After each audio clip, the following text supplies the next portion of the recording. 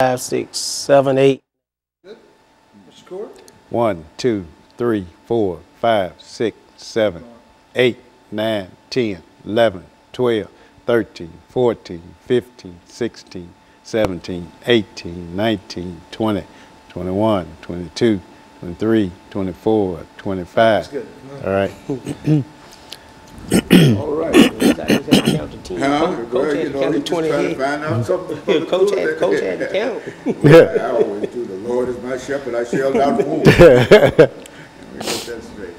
But then, yeah, this will be fast. We should this is the second of 5 that we have today, so we got to be out here by 2:30. I've got to be by 2:30. And so what we want to do during this first segment is talk about background, education, and experience. So say I'm Reverend Hayes, and I went to this and et cetera, about 2 or 3 minutes, summarize who you are.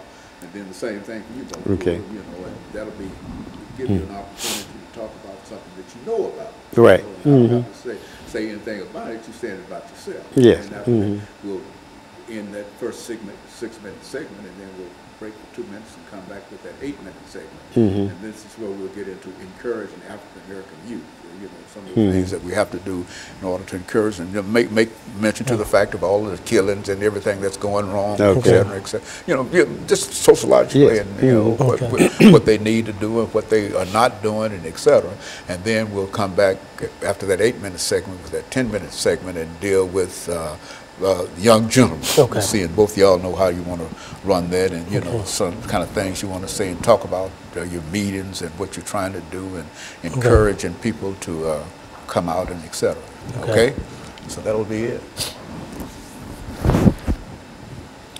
Yeah. So now just watch me and don't move that chair, because when you move the chair, the camera follows you. Okay. So the camera follows.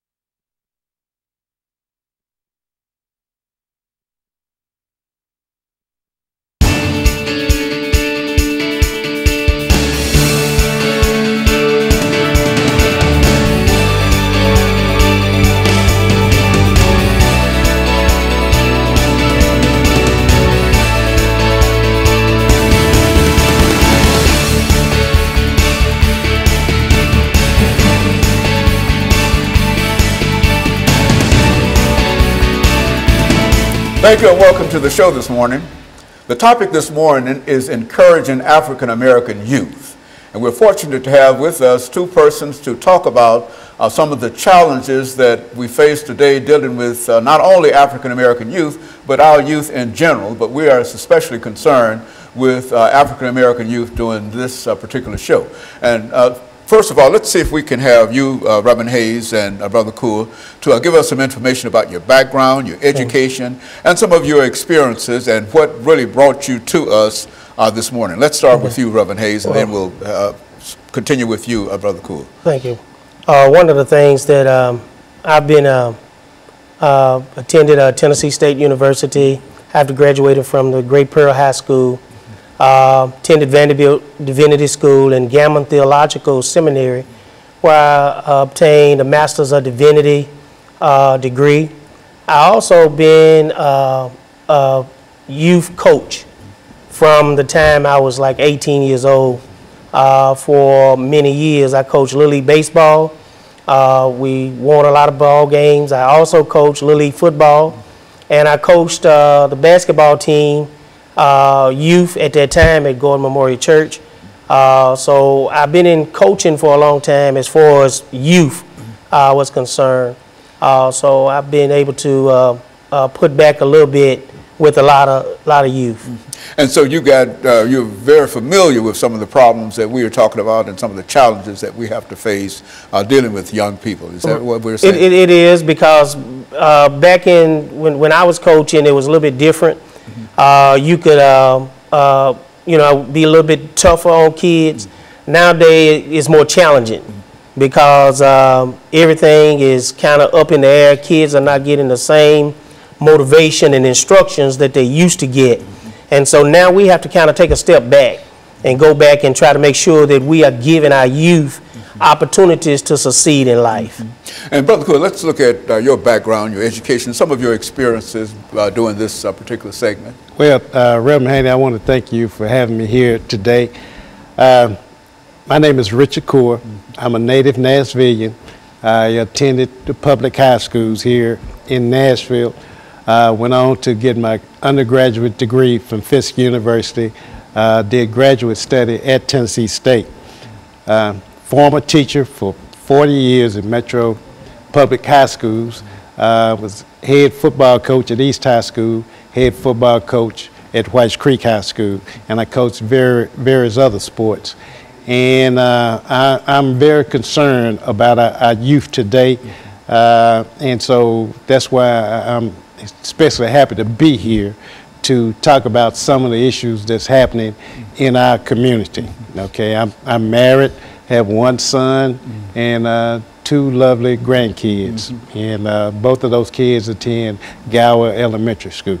Very good. You know, Brother Hayes, I think that when we talk about the activities that the two of you have been involved in, these are activities that bring you almost in intimate contact with young people. Right. You see, not only African-American youth, but young people in general, especially talking about coaching young people, and et cetera. And so I think that within that context, we should have quite a bit of information in terms of what are some of the issues that these young people face today and how we might be able to deal with some of these issues. Because I think that being a football coach, a baseball coach, and Brother RCoure, you've been all kind of coaches for many years. And I think that you bring just a wealth of information and knowledge in terms of how to deal with these young people, what we call African American youth. But I think that we all understand that all youth essentially are the same. See, and the only reason we're talking about African American youth is simply because it appears that we have so many problems dealing with our young people. You know, you turn on the television set every morning to get the news, and you find that there's killing and et cetera. And so that's what we're trying to do today. Well, you know, there's various factors that fall into that situation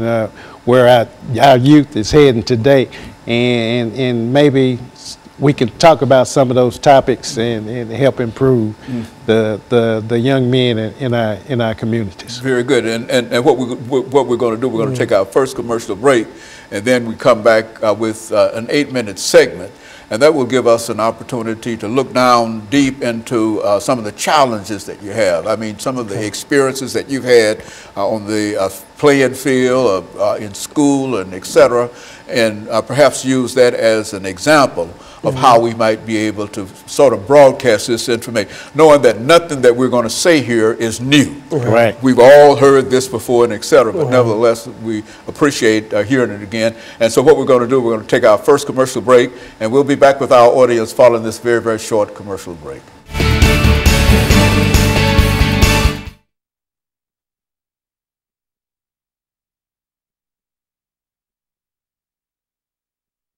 At 8 minutes, and we'll come back, and we're going to start with you, Brother Cool. Okay. And the purpose here is to talk about them. I mean, what did you do with them over at East? You know, I mean, yeah, you know the challenges. We don't have to tell you what you have to deal with. You see, and so and so then after he speaks for 2 or 3 minutes in reference to it, then Brother Hayes, you come back, and then we'll go back and let each of sort of feed off one another, and then we'll move toward that last segment, and then we'll talk about young gentlemen and et cetera. So I think that's a good way to deal with that. But basically, you know what to say about it. You know, some of the things that we have to do in order to encourage them and whatever. I think that's if we can start encouraging them to do right and go right, and et cetera, I think that's a good start.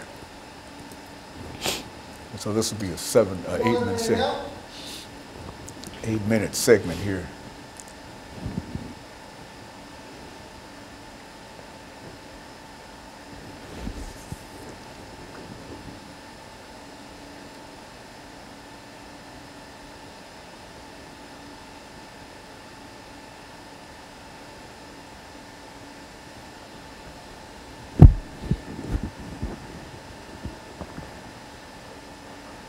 seconds.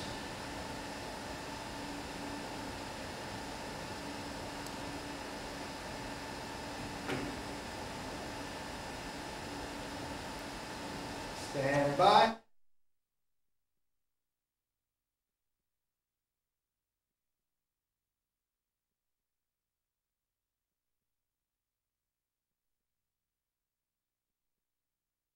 Thank you and welcome back to the second segment of the show for today.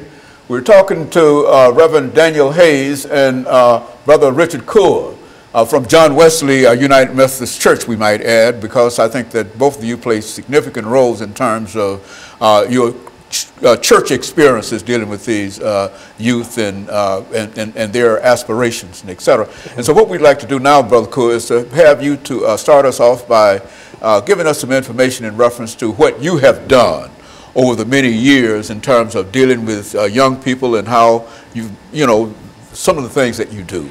Well, first of all, I was a wellness teacher at East and Whites Creek High School, and we dealt with various type of topics about sexuality and dealing with conflict resolution and dealing with drugs and various other topics. And I've experienced firsthand how violence in our community, along with drug use, has contributed to where our young people are today. Now, there's a reason for this. Most of our students were on the low end of the socio-economical level, and a lot of times, you know, money can put people at ease, and lack of money will want people to go out and do things illegally in order to feel good about themselves. And this is one thing that I try to teach, is that we have to be productive citizens that will contribute to society, give back to society, and not just go out there and break laws, and even though you may disagree with some of the laws, but there's certain rules and regulations, excuse me, that we have to live by. And I try to be a role model and carry myself as a head football coach and have rules and regulations for my football team, and said these rules will apply to society. Now, if you can learn to live under these rules, you should be productive as you go out and when you graduate from high school, start a family, and be a role model of your own. Mm-hmm. And so they need some kind of guidance, somebody to lay down some rules and regulations, and you find that you can do that best within the coaching kind of situation. Yeah, definitely need guidance. And I always tell this story. We had an athletic banquet at Whites Creek, and we had Joe Gillum Sr., he's former coach, head coach at Tennessee State University. And he came to speak with us, and he told us that we need more men to be role models to our sons. He said women or mothers raise their daughters to be like them. They take them shopping, they teach them how to cook and do various other things. And you don't see our fathers out with the sons in the community, you know, in the mall or going to some type of event, taking part with their sons and showing them how to be responsible, showing them that, you know, it's okay to act this certain way. You don't have to act like your friends down the street. And so we need more men to be the role models for our youth today. And Reverend Hayes, I understand that you've had